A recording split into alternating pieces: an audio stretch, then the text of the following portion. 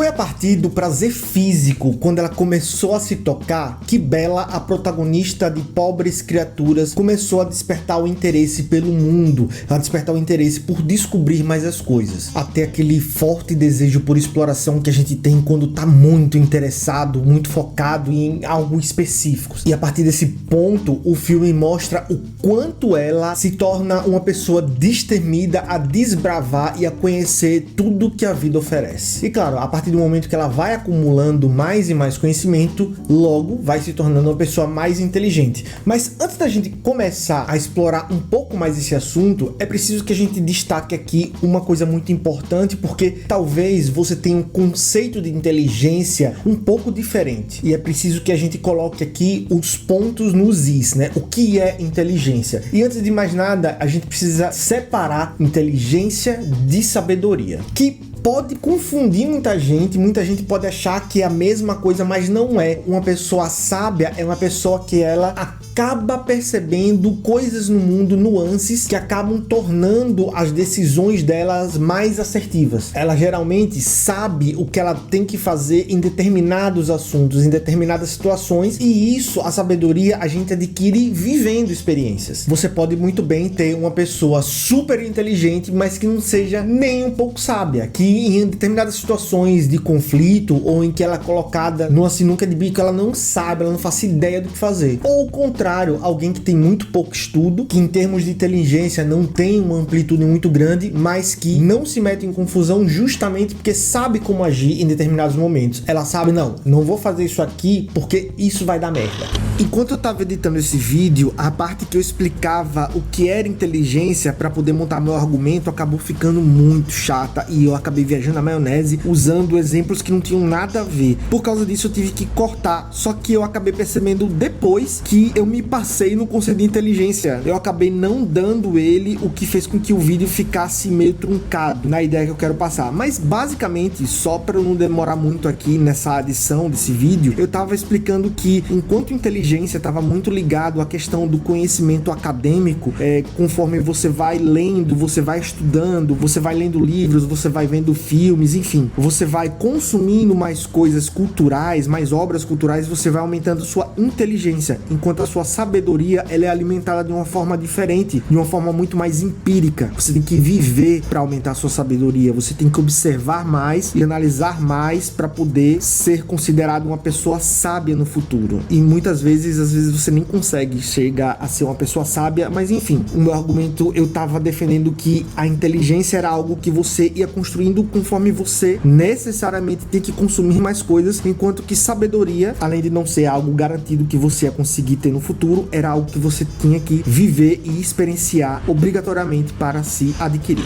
E aí você agora, né, diante desses conceitos pode estar pensando, tá, mas então a protagonista no filme, ela tá indo atrás de sabedoria, já que ela tá querendo conhecer as coisas do mundo e não de inteligência. E aí é que tá, ela acaba ficando mais sábia, porém ela trilha esse caminho da sabedoria através da busca pela inteligência, que é iniciada através do descobrimento do sexo. Conforme o filme avança, o sexo, e eu não tô falando aqui sexualidade, não, tô falando sexo, o ato mesmo, tanto de pessoa com outra pessoa, quanto o ato sexual de você com você mesmo, de você se tocar e causar prazer no seu corpo. Esse ato, ele tem diferentes importâncias conforme a protagonista vai avançando na história. Inicialmente, logo quando ela descobre, é quase que uma necessidade fisiológica, inclusive ela atrela isso à felicidade. Ela tenta mostrar lá pra senhorinha que trabalha na casa do médico que a criou como uma grande descoberta. Olha, eu descobri que se você tocar nessa parte do seu corpo, você vai ser feliz. Você tá triste com essa cara carrancuda? Eu tenho solução pra isso. Basta você se estimular fisicamente e pronto, seus problemas vão estar magicamente resolvidos. Depois, quando ela vai adquirindo mais conhecimento, quando ela vai tendo mais contato com outras pessoas diferentes, o sexo passa a ser algo desejado, e no filme tem uma cena que conceitua bem isso, quando ela acaba de transar lá com o advogado que foge com ela. Ela pergunta, por que as pessoas não fazem isso o tempo todo? Por que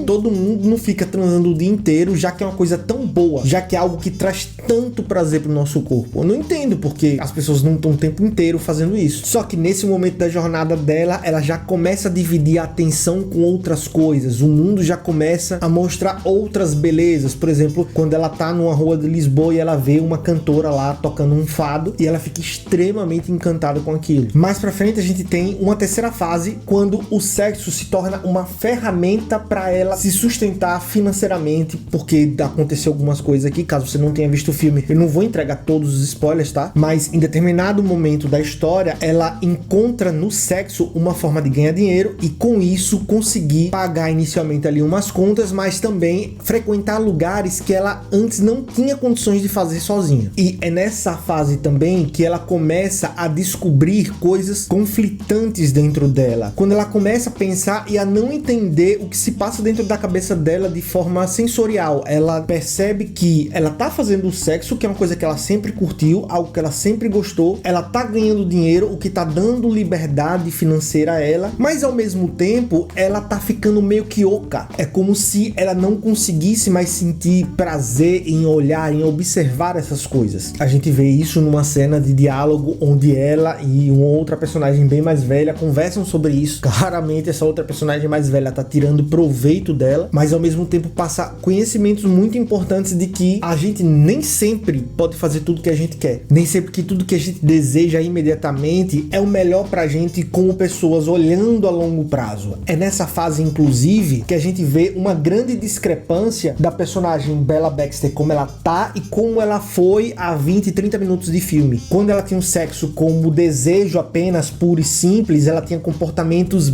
quase que infantis. Tem uma cena mesmo do bebê que tá incomodando ela e ela levanta pra dar um murro pra calar a boca dele. Ou quando ela tá comendo alguma coisa que ela não gosta, ela cospe independentemente das pessoas que estão olhando lá que ela tá sentada à mesa. E a partir do momento quando ela começa a utilizar o sexo como ferramenta para ganhar dinheiro e levar a sua vida para frente, dá acesso a ela coisas que ela não conseguia ter antes, ela passa a ser uma pessoa mais analítica, ela passa a olhar para determinada situação e dizer, não, eu queria fazer isso, mas eu não vou fazer agora porque pode me causar maiores problemas. Então a gente percebe que conforme o sexo vai mudando de importância, de significado na vida dela, sem contudo deixar de existir, a percepção e a ação dela para as coisas que acontecem no mundo ao redor dela também vão mudando. Então, se antes ela achava que dar um murro em um bebê ia resolver o problema dela, né, de se estabelecer o silêncio, ela passou a ver o quanto isso era inadequado e o quanto isso iria causar ainda mais problemas, porque muito provavelmente, se ela fizesse isso, iria se chamar a polícia e ela ia ter um problema muito maior do que o choro em si da criança. E por fim, já se encaminhando pro final do filme, o sexo passa a ter um papel de complemento. É algo que ela curte fazer, algo que ela curte manter na vida dela, mas que é só mais um elemento que tem tanta importância quanto, ou até menos, que outras coisas, que é a companhia dos amigos dela, que é a resolução de um determinado problema, de uma determinada situação. E esse ciclo, essa analogia é muito legal, porque a gente pode substituir o sexo por qualquer outra coisa da nossa vida. E uma coisa massa também, que assistindo o filme eu acabei percebendo, não da primeira vez, tá? Isso aí eu acho que foi na segunda assistida, é o quanto as roupas e o físico da Bella Baxter, que é a protagonista, ele vai mudando conforme ela vai aprimorando essa transformação, né? Conforme ela vai ficando mais erudita. Logo no início, ela utilizava aquelas coisas bem pomposas, só que ela usava um short bem largado, sempre as pernas estavam muito à mostra. Ou então, quando ela usava aquele saião mais pro tornozelo, ela tava com os braços à mostra. Isso, além de mostrar a divisão da personagem, que ela tá entre alguém que lida muito e valoriza muito a questão física, mas também alguém que tá aprendendo cada vez mais, tá ganhando novos gostos. Era alguém que só queria andar e passear pelo mundo e de repente passa a ler mais livros, passa a observar analiticamente todas as minúcias que estão rondando a vida dela. Então a gente percebe essa divisão na roupa e a partir do momento que ela vai estudando mais, ela começa a frequentar lugares como a Universidade de Medicina, ela vai usando mais roupas, ela vai colocando mais pano no corpo dela. É como se o filme tivesse demonstrando fisicamente o número de camadas que a personalidade da personagem vai ganhando. Antes era uma coisa bem mais simples, era uma coisa bem mais crua, direta. Ela pensava, ela sentia e ela fazia exatamente aquilo que estava demonstrando. E isso você vê pela pele, é uma coisa mais direta. Você olha e você tem contato visual direto com o corpo dela, o que está por dentro. E a partir do momento que ela vai adquirindo mais conhecimentos e vai colocando mais complexidade à sua personalidade, mais camadas de roupa a gente vai colocando. Ou seja, a gente não consegue ver a pele nua, o que tá por dentro, sacou? sacou? É uma analogia muito boa essa. E o filme ainda traz o sexo como a liberdade feminina, e esse talvez seja o ponto mais abordado em vários vídeos da internet quando vai destrinchar esse filme. É muito bom como o filme ridiculariza o pudor masculino frente ao comportamento da personagem, e claramente ela não tá fazendo as coisas que ela faz pra se vingar dos homens, pra mostrar como é bom ele sofrer a mesma coisa que as mulheres sofrem. Ela genuinamente tá usando o sexo como ferramenta de libertação, como ferramenta de aprendizado, como ferramenta de aumento da aquisição financeira mesmo, e isso pra ela é tudo um conhecimento. E é engraçado como os homens, aqui representado pelo personagem do Mark Ruffalo, simplesmente não conseguem lidar com essa situação, uma situação que é tão comum a gente ver o contrário, né, do cara cachorrão que sai por aí, pega todo mundo mesmo. Inclusive o personagem do Mark Ruffalo era assim, mas quando ele vê esse papel invertido, a forma com que ele lida é muito engraçada, é muito real ao mesmo tempo, sabe? Eu vi muitas pessoas que eu conheço, muitos homens que eu conheço na minha cabeça agindo exatamente da mesma forma ali. Até porque eu já tive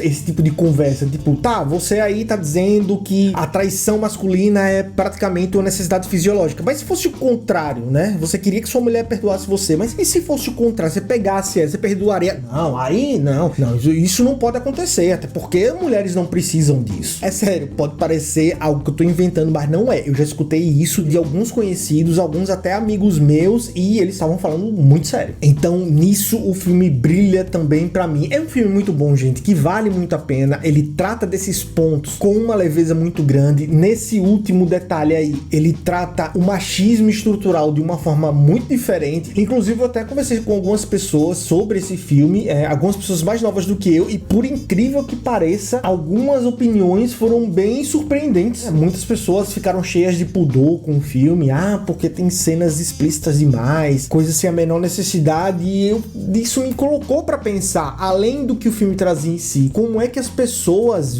encaravam o sexo como um tabu mesmo, né? Até de forma antiquada, assim, se a gente for parar pra pensar nessa época, como se fossem aqueles filmes, sabe aquela lista de filmes que você nunca assistiria com seus pais ou com alguém mais velho, simplesmente porque você teria vergonha alheia. Mas, velho, esse filme me rendeu discussões bem interessantes, como as pessoas lidavam com a questão de sexo e como muitas levavam isso pro lado da promiscuidade, quanto outras para um lado de repressão social, principalmente se falando de mulheres. Mas me conta você, o que foi que você achou desse filme? Você achou que ele abordou bem esses pontos? E sobre o sexo, o que você acha? Você acha que é um tabu, que é algo que realmente deve ser comentado com pouquíssimas pessoas? Ou você acha que a gente tem que falar cada vez mais mesmo, e que é algo natural, que faz parte da vida cotidiana de qualquer pessoa e por isso todo mundo deveria conversar sobre? Coloca aqui nos comentários o que você acha, e caso você queira continuar comigo, eu vou deixar mais um vídeo aqui no final para você assistir. No mais, eu espero que você tenha uma semana maravilhosa e tchau!